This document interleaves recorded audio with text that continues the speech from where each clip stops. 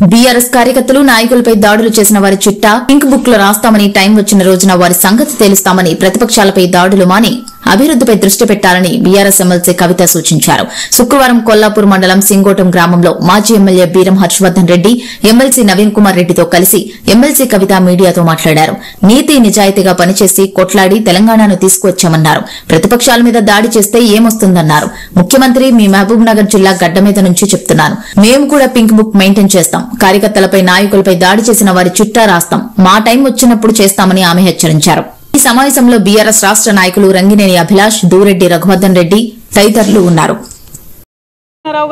మరి ఇక్కడ మొత్తం కొల్లాపూర్ నియోజకవర్గంలో బీఆర్ఎస్ పార్టీ తరఫున నిలబడ్డటువంటి ఏ నాయకుడైనా సరే మరి వారి మీద కక్ష కట్టి చిన్నదైనా పెద్దోళ్ళైనా ఒక ఫేస్బుక్లో చిన్న పోస్ట్ పెట్టినా లేకపోతే ఏదైనా నిలబడి ప్రశ్నించినా ఏది అడిగినా కూడా కేసులు పెట్టి ఇబ్బంది పెడుతున్నటువంటి పరిస్థితి ఉన్నది. ఇక్కడ శ్రీధర్ రెడ్డి అనేటటువంటి మా కార్యకర్తను కూడా దారుణంగా మరి చంపడం కూడా జరిగింది. అయినప్పటికీ ముఖ్యమంత్రి సొంత జిల్లా అయిన జూపల్లి కృష్ణారావు గారు మంత్రివర్గంలో ఉన్నప్పటికీ కూడా పోలీసు వాళ్ళు ఆ కేసు మీద పురోగతి లేకపోవడం అన్నది చాలా దారుణం. అంటే కేవలం ప్రభుత్వానికి హంతకులకు కొమ్ముగాస్తున్నారు తప్పితే ప్రజల పక్షాన మీరు నిలబడలేరన్న విషయం ఇవాళ తెలుస్తూ ఉన్నది. అందుకే మేము మళ్ళా ఒకసారి చెప్తా ఉన్నాం, జూపల్లి కృష్ణారావు గారు మీరు ముందు నియోజకవర్గానికి రండి. మీరు టూరిజం మంత్రి కాదు, టూరిస్ట్ మంత్రి లెక్క వ్యవహారం చేస్తున్నారు.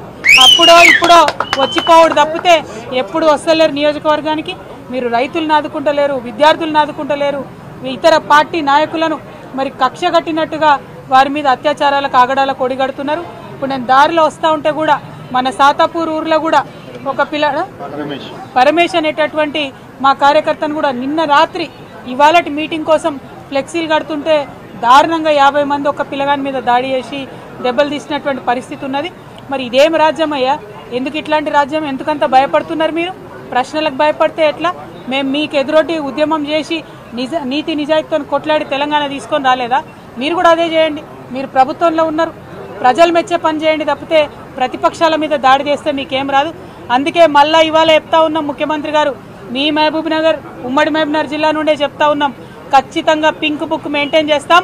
మా కార్యకర్తల మీద దాడి చేసిన వాళ్ళు నాయకులైనా అధికారులైనా ఎవరిని కూడా వదిలిపెట్టాం.